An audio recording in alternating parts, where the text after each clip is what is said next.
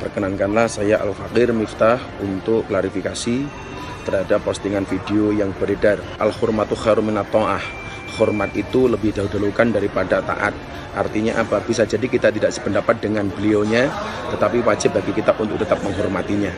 Kalau toh kemudian ada bahasa yang kebablasan, itu spontanitas panggung. Maka untuk itu, atas ketidaknyamanan ini, sekali lagi dari hati yang sangat mendalam, saya minta maaf. Sekali lagi dari hati yang sangat mendalam, saya minta maaf.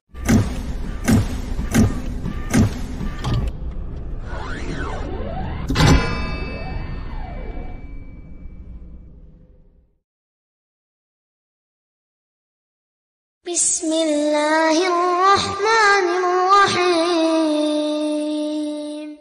Bismillah walhamdulillah wassalatu wassalamu ala rasulillah wa ala alihi wa ashabihi wa man tabi'a bi ihsanin ila yaumil wa ba'd.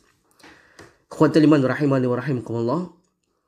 Masih menjadi perbincangan hangat yang berkaitan dengan halal haramnya wayang, yang dimana zaman rahmatullah subhanahu wa ta'ala yang viral ini begitu sangat mengundang reaksi yang sangat besar dari kaum muslimin dan simpati kepada Ustaz Khalid Basalamah atas pertunjukan wayang yang tidak senonoh, yang tidak beradab yang diadakan oleh Miftah dengan dayangnya ini.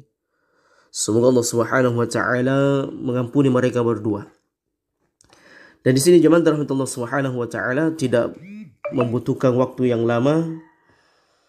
Kemudian pihak Miftah memberikan klarifikasi dan meminta maaf kepada kaum muslimin. Tentunya setelah mendapatkan kecaman yang sangat keras dari warganet, akhirnya Miftah meminta maaf atas pertunjukan wayangnya yang tidak senonoh kepada Ustaz Khalid Basalamah, yang dimana pertunjukan tersebut cenderung melakukan penistaan agama dengan mengatakan sunnah Rasul dari beberapa adegan pertunjukan wayangnya. Assalamualaikum warahmatullahi wabarakatuh. Perkenankanlah saya Al-Faqir Miftah untuk klarifikasi terhadap postingan video yang beredar. Al-hurmatu khairum minat ta'ah. Hormat itu lebih dahulukan daripada taat. Artinya apa? Bisa jadi kita tidak sependapat dengan beliaunya, tetapi wajib bagi kita untuk tetap menghormatinya. Kalau toh kemudian ada bahasa yang kebablasan, itu spontanitas panggung. Maka untuk itu, atas ketidaknyamanan ini, sekali lagi dari hati yang sangat mendalam, saya minta maaf. Sekali lagi dari hati yang sangat mendalam, saya minta maaf. Sekali lagi dari hati yang sangat mendalam, saya minta maaf. Maka zaman dalam Allah Subhanahu wa taala, si Miftah ini kalau kita ingin melihat sepak terjangnya yang sering mengisi kajian-kajian di diskotik atau di tempat-tempat minta maaf pelacuran, atau dia mengisi ceramah di gereja-gereja, maka dia begitu sangat antusias, ya, sangat sopan, sangat santun, ya, bahkan dia menyebut Pancasila Islam yang sangat sekarang ini kita banyak melihatnya, yang banyak kita dengar.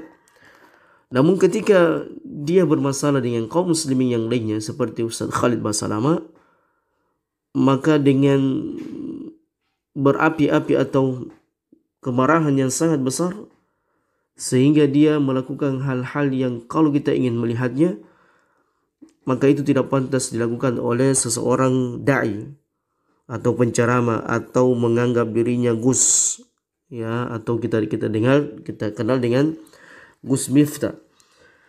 Walaupun anak daripada Mbah Mun mengatakan Miftah ini sebenarnya bukan Gus karena dia bukan keturunan anak kiai.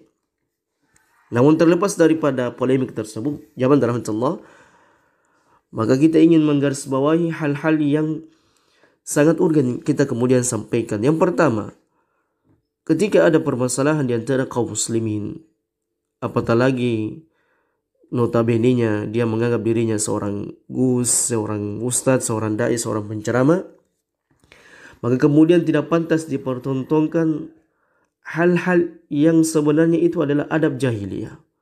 Itu adalah merupakan perangai cenderung dilakukan, yang seharusnya dilakukan oleh orang-orang yang tidak berpendidikan atau orang-orang yang tidak memiliki agama yang baik. Namun justru hal tersebut dilakukan oleh Miftah dan dayangnya. Ini yang kita sangat sesalkan. Yang kita sangat sayangkan. Kenapa? Sekali bermiftah ini yang sering ceramah, yang sering berdakwah di sana sini, bahkan di luar negeri, bisa berperilaku seperti ini. Ini sungguh sangat miris zaman rahmatullah. Kalau seorang tokoh agama, seorang penceramah, seorang dai bisa sangat jauh berperilaku seperti ini, mempertontonkan yang tidak senonoh, mempertontonkan hal-hal yang buruk, dan itu disaksikan oleh ratusan ribu masyarakat Indonesia yang kemudian mengundang kecaman yang sangat keras. Dan tentunya memang zaman rahmatullah, kalau kita mungkin melihat ini adalah merupakan pencemaran nama baik, penghinaan, nyata-nyata ini adalah merupakan sebuah penghinaan terhadap Ustaz Khalid Basalamah, pelecehan terhadap sosok Ustaz Khalid Basalamah, merendahkan martabat beliau di depan umum, bahkan ditampilkan di media sosial, dan ini sudah tersebar. Ya, andaikan mungkin Ustaz Khalid Basalamah ingin melapor atau ada pihak-pihak tertentu dengan perilaku si Miftah dan si dalang ini, maka tentunya sah-sah saja, karena kita adalah negara hukum. Dan menurut profesor yang kita kemarin posting, yang merupakan ahli hukum, bahwasanya ini sudah mengandung pidana, sudah merupakan bentuk diantara pelecehan atau perendahan, penghinaan agama yang dilakukan oleh Miftah. Karena kita banyak mendapatkan zaman rahmatullah adegan-adegan yang tidak senonoh itu, ya, adegan-adegan yang sangat tidak mungkin kita perlihatkan kepada anak-anak kita, keluarga kita. Itu memperlihatkan bahasa-bahasa sunnah Rasul, ya, padahal ini adalah merupakan wayangnya wanita PSK, dan a'udzubillahi min dzalik. Kemudian yang kedua, zaman rahmatullah subhanahu wa ta'ala, kalau sudah seperti ini pembahasannya, dan ini adalah merupakan luka gores yang mungkin pihak Miftah dan dalang ini minta maaf, namun ini adalah merupakan luka yang sangat dalam terhadap Ustaz Khalid Basalamah maupun terhadap murid-murid beliau. Maka kita seluruhnya kaum muslimin sangat marah dengan kejadian yang seperti itu. Namun dalam Islam, ketika seseorang itu sudah meminta maaf, sudah mengklarifikasi dan bertobat dari apa yang dia lakukan, maka ketahuilah zaman rahmatullah, Allah Subhanahu wa ta'ala sungguh maha pemberi taubat. Allah Subhanahu wa ta'ala maha pemberi maaf. Maka kalau memang si Miftah dan dalangnya ini sudah meminta maaf dan memberikan klarifikasi, maka di sana tidak ada cara yang lainnya, tidak ada solusi yang lainnya yang baik, terbaik buat kita semuanya, kecuali kita membuka pintu maaf dan memberikan maaf kepada si Miftah ini. Bagaimanapun dia tidak hanya mencederai Ustaz Khalid Basalamah, tapi dia mencederai kaum muslimin yang ada di Indonesia secara khusus, kemudian secara umum kaum muslimin yang ada di dunia.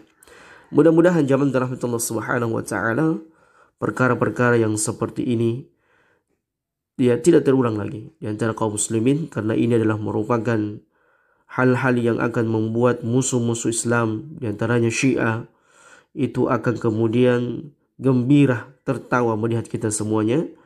Orang-orang kafir, orang-orang munafik akan kemudian bahagia di atas kebencian yang ada di tengah-tengah kaum muslimin, dan itu kita tidak inginkan. Zaman rahmatullah subhanahu wa ta'ala, di tengah-tengah kita lagi masih ada ujian-ujian pandemi, ujian-ujian cuaca alam yang sangat ekstrim, maka tetap kita kemudian memperbaiki diri kita semuanya.